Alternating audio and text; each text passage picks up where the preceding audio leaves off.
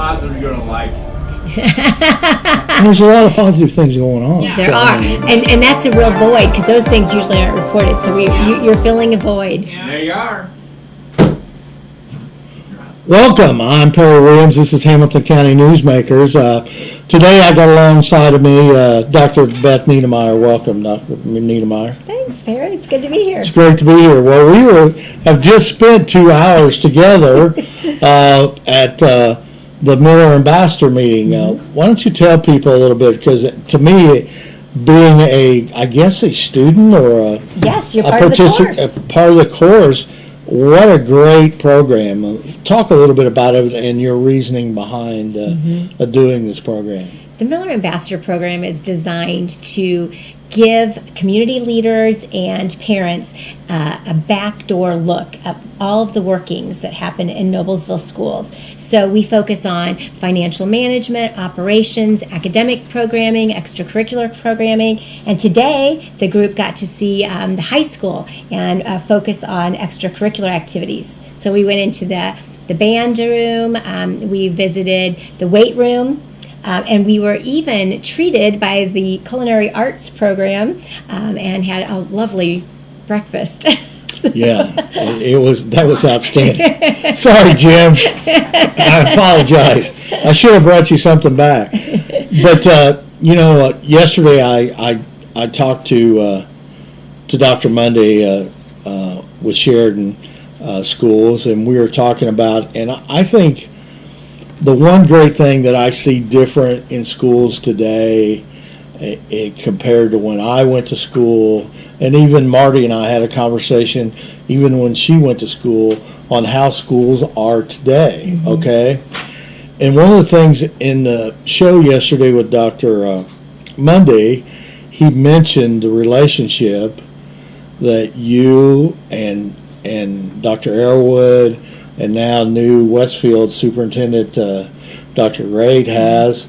So, that's so much different. I mean, you've been in education, it's so much different than it was in the past, because normally when you were a superintendent years ago, you handled your own school. You really didn't go ask anybody or share ideas and things like that, but that's something that you do now. We've got quite often. The Hamilton County superintendents have a really great relationship, and rarely does a day go by where we're not texting or communicating something. And we do meet monthly, which is nice to collaborate and talk about current programming and brainstorm solutions for challenges that we all face. Yeah, and gosh, looking at the superintendents, of course, I guess the Carmel superintendent's been there for a while, but you're one of the senior superintendents in Southeastern Hamilton. Yes. Dr. Mundy and Dr. Elwood, of course, Dr. Elwood switched schools, but you're one of the senior. Who would have thought my third year, right? Yeah, absolutely. Well, coming away from today, I think my point is coming away from the conversation with Dr. Monday, and I know in conversation with Dr. Arrowood, the collaboration between superintendents is great. But then when I went in the meeting today and we started going in through the things that we were talking about at Miller Ambassadors, I guess the whole thing that I got out of the whole program in my mind was empowering our young people. I mean, which is a total different concept than when I went to school. When you walked in the classroom, you were to be quiet in the hall, walk in the classroom, you were sitting in a chair for 1 hour, okay?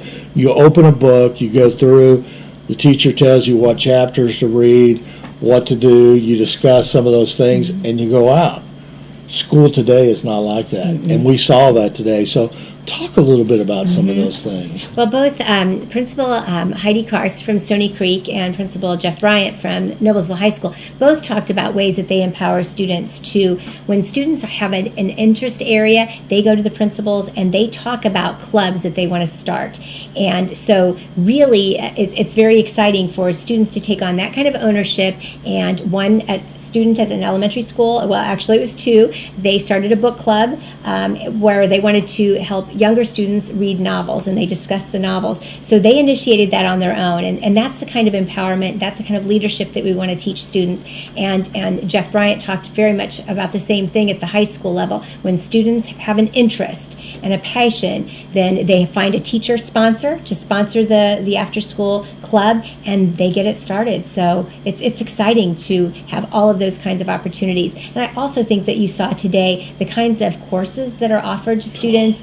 There are so many courses, academic courses, but also extracurricular programming. So students with a variety of interests, there's always a niche for them, and it's wonderful. We certainly didn't have that when we were in high school. No, and you're so correct. And the one thing that I was amazed about elementary schools, I mean, we were talking about they have 16 clubs that have after-school activity that they can participate in, which is, they meet 10 times at 45 minutes during a semester, and even having some of the old middle school kids come back to the elementary school and teach some of the things that they're learning, that they want to give a heads up to the elementary students of what they're going to see coming up in middle school. It's just amazing that we're empowering these kids, and the kids are capable of handling. Yeah, kids are very, they're just so sophisticated today, and I think part of it is the way that society is and the way we teach children. I mean, we really teach children to think critically and to analyze content, and so I think they're much more sophisticated in their thought processes now today. So it's pretty exciting. I mean, and I thought it was even amazing in the middle school, and I don't think it's no surprise that I love athletics, okay? But when the middle school, when both principals broke down the information about participating in different programs in the school, that 1,400 kids participate in performing arts, okay? And that only 1,100 participate in athletics, and that you had another 1,000 that were in clubs like robotics and tech team and those things, best buddies and all those things in the middle school. I know, and the middle school clubs really complement and build upon skills that students will take with them when they go to the high school. So, for example, the robotics goes into the Project Lead the Way at the high school, and as well as all of the different kinds of athletic clubs and Project Lead the Way. So it's pretty exciting to see how the interests that the students have at the middle school connect with what they want to do when they get to the high school as well, and it builds the high school programming. And I think another conversation we had amazing that many people my age don't realize is when you were talking about really teachers want to be teachers, okay? And the passion they have for teaching, because, in some of these clubs they get a stipend, but it's very, very little. And some of them are so passionate about, the performing arts or the clubs that they'll actually do it for free because there's no money available just to help the kids. Yeah. And the only place it's really hurt has been athletics, of getting coaches, because all these teachers are really focusing in education and what they enjoy doing. I think teaching is such a all-consuming job, and it's not just the hours that the school is in session. Teachers work so much before and after school in preparation and their own professional development. So it's a very time-consuming and huge responsibility that they take very seriously, and we're so fortunate to have the teachers that we have in Noblesville Schools. Yeah, I think we're very blessed with that, and for you to see that in action, and you don't have to go into school when it comes your fall break, your spring break, or your winter break. During those times off, you drive by the school and you expect an empty parking lot, and it's not that way. No. Those parking lots, I would say, between when you're like in a fall break of 2 weeks, probably 100%. Or pretty close to 100% are in school sometime during that period, working on when they come back. They are. So it's just totally amazing to me how dedicated our teachers are today. I know, we're so fortunate. And this is really in some of the programs. Talk about some of the programs that they mentioned, and as far as middle school that no one else has. I mean, some of we were one of the pioneers in what the robotics. And the Project Lead the Way, that's been around for 10 years, and and we've even expanded that to the elementary as well. So when you talk about science, technology, engineering, and mathematics, it's really given children opportunities that they've never had in the past. So it's been a real enhancement for our curriculum and an extension of our school day. And then in listening to Jeff Bryant talk and everything of how many kids we have participating on the high school level, 700 kids are in some type of band, and so many different, what do you say, we had 4 jazz bands, different types of jazz band, your orchestra band, your marching band. Some of the kids only participate in 1, but some participate in 2 and 3. Yes, there's a lot. And then we went in the choir classroom, and all the hard work they're going on there, and then they have a type of show choir. So there's just so many options for kids. I think that one of the things that amazed me today was some of the questions that were asked by the parents and some of the community people were, how do these kids decide all this? And Jeff's explanation about, the counselors and how they prepare the kids on, I got to thinking back, it's much like when we went to school, and we made those decisions when we were getting ready to go to college, okay? Which in my mind, you walk in as a freshman in college, and most kids don't have a clue what they're going to be. Or they change their major, or different things like that. Now this gives the opportunity for those kids to make those decisions in high school. Well, and you mentioned the jazz. There is a free concert with Everett Green. He's of the Count Basie Orchestra, and so they're going to be playing with our jazz band November 21st at 7 p.m. Seniors are free. Tickets are only $5, so that you won't want to miss that. And I also want to talk about the Spam-A-Lot play at the high school. Starts tonight, 7 o'clock tonight, and then Friday and Saturday at 7:30, and there's still tickets available, but they go fast, so you want to make sure you get those. They do, and so many kids are participating in these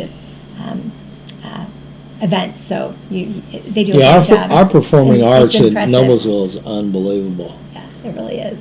And I think that the eyes really got wide open on our tour today of the high school. Number one, when we went in the culinary classroom and seeing the different types of food that they were preparing in there. Talk a little bit about that, because there was some good. You can only really participate in one, but they had about 7 different stations, didn't they? It used to be called Home Ec when we were in school, and now it's called FACS, which is Family and Consumer Science, and we were in an advanced culinary arts class, and they made us. They had crepes, they had torts that had egg and bacon, and they made muffins, and they had different kinds of pastries. It was just delicious. So it's nice that kids have those kinds of choices. That program has built incredibly over the past few years just because of student interest. And when you have student interest and you have amazing teachers that do a nice job, word gets out and kids want to participate, and so you have to add courses. So we're really excited about that. And part of the adding courses also goes along with just our growth. As you know, we've been growing about 200 students a year.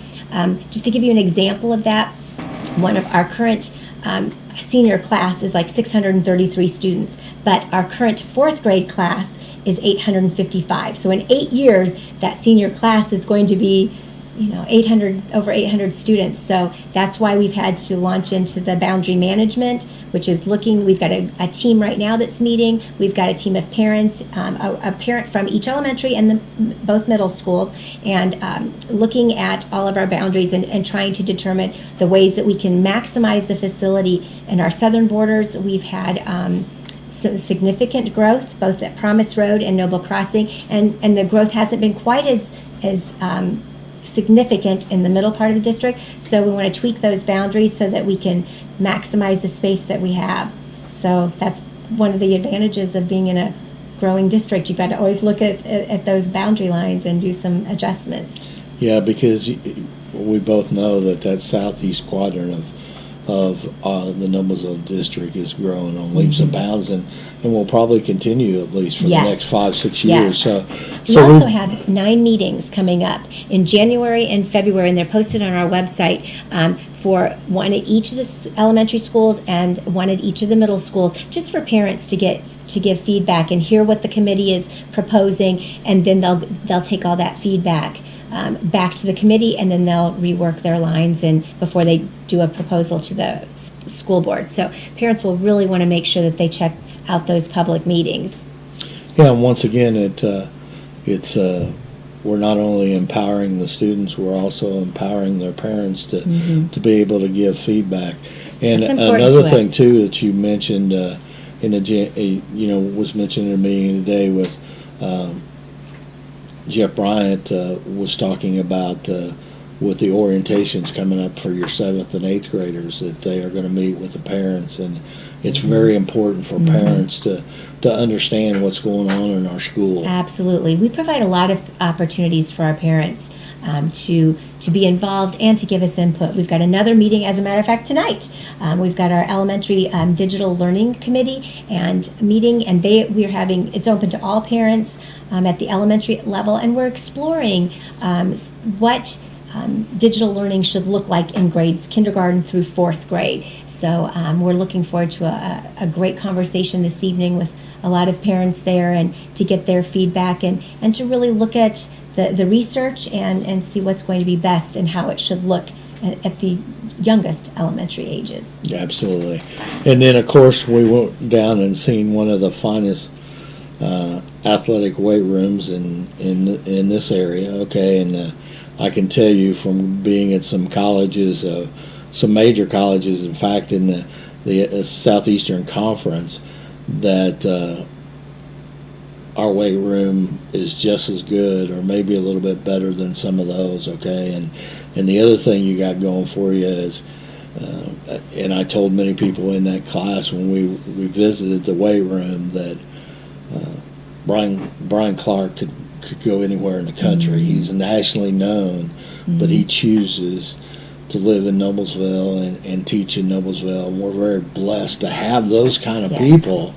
Yes. One, I think it's important for folks to know that weight room, more students, 700 students a day use that weight room. That's more than any other facility that we have, with the exception of our cafeterias, which take care of 2,900 students every day. But so yes, it's part of our wellness program. So students use it for their physical fitness.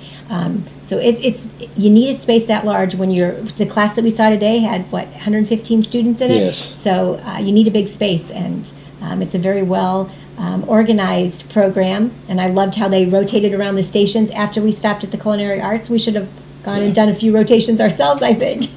But the one thing about it is that it shows that our young people love to be challenged, because they have a choice. They don't have to take that class, okay? Right. But there are 700 students that take that class just to be challenged and push themselves. I mean, they were pushing themselves to the limit. I mean, our group, we got to see them at the end, okay? And they were pushing. Well, the rotations are designed for maximum physical output, I think. Oh, absolutely, absolutely.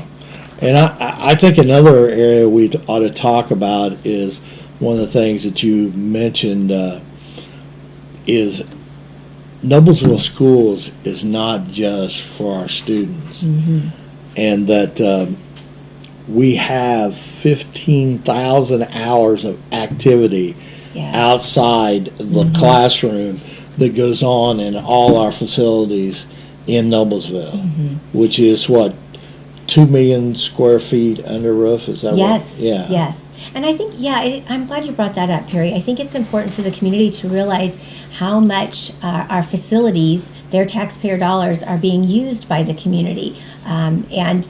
Jeff Bragg spoke this morning about the orchestration of all of those hundreds of youth groups that use it, homeowners associations, clubs, scouts, that use the facilities when after school hours, which is really nice. So, but it takes, because there's so many people needing those facilities and wanting to use those facilities, it takes quite an orchestration of coordinating all of that. And we're kind of unique at Noblesville Schools on we have one person that does that scheduling. Yes, we have one person who works with all the community groups to schedule, to make sure that there's no overlaps and to make sure every space is filled.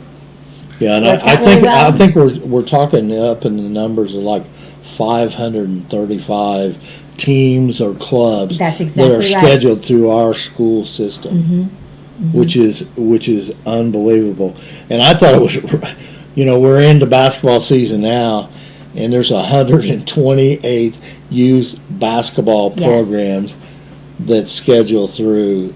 In addition to our own team. Yeah, to our own team. Yes, so that keeps everyone busy. All of our basketball courts are busy, very busy during the winter months.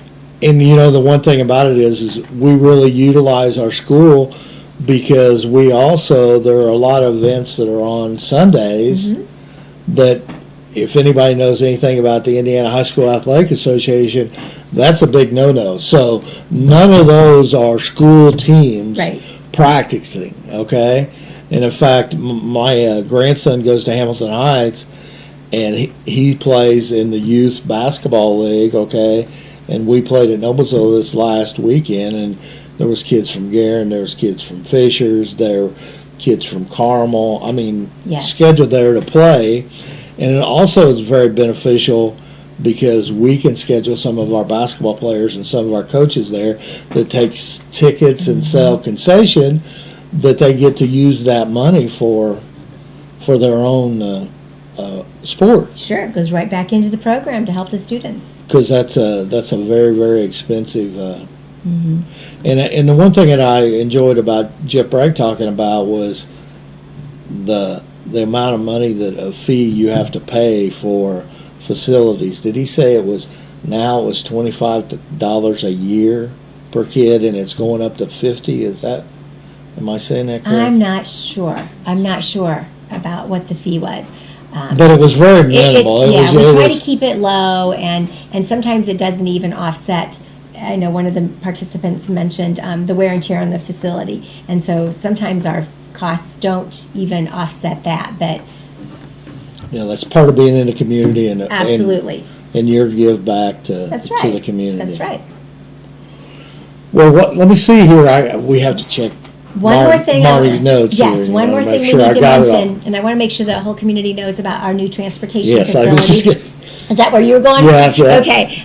We are moving forward with that. Our current facility was built in 1978, and when we were much, much smaller.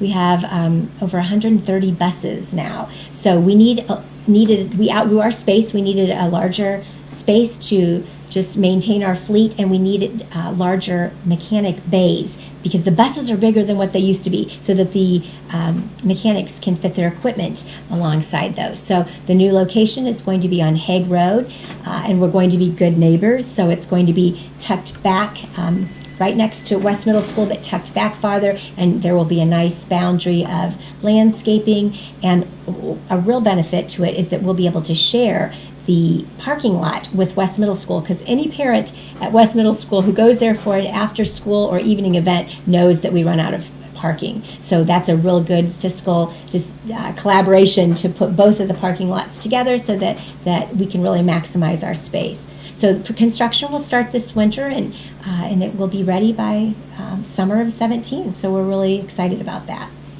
And of course, Marnie put out a press release yesterday, put a smile on my face.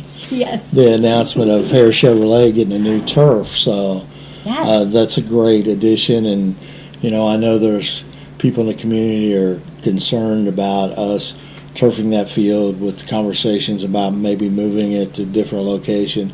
But it's just like Jeff Bragg said today, if we had 3 turf fields, we probably wouldn't have enough. That's exactly right. So we will put that turf field to good use. And you know, we're so lucky that we got 11 years out of that turf. Absolutely. So it was a quality turf when it was purchased, and it's been well maintained.